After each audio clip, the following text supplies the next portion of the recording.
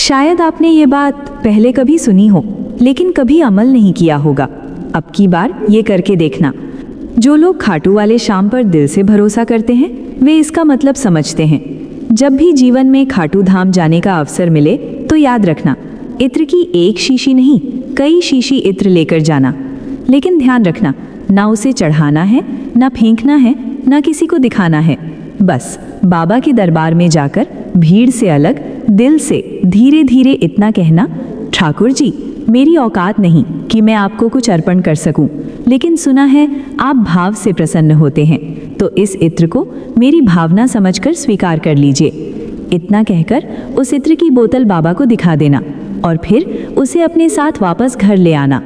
घर पहुंचकर उस इत्र को अपने मंदिर में सम्मान से रख देना। अब हर सुबह जब भी तुम घर से बाहर निकलो, काम पर जाने से पहले, किसी ज़रूरी मुलाकात से पहले या किसी कठिन रास्ते पर निकलते समय उस इत्र की शीशी खोलना और बस हल्का सा अपने ऊपर लगा लेना। ज़्यादा नहीं, दिखावे के लिए नहीं, बस एक एहसास भर।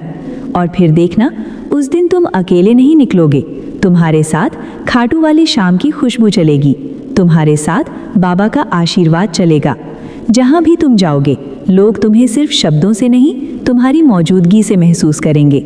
चाहे सामने कोई बड़ा अफसर हो, कोई बहुत ऊंचे पद पर बैठा इंसान, जब तुम उसके सामने खड़े होगे तो उसे लगेगा इस इंसान के साथ कोई शक्ति खड़ी है।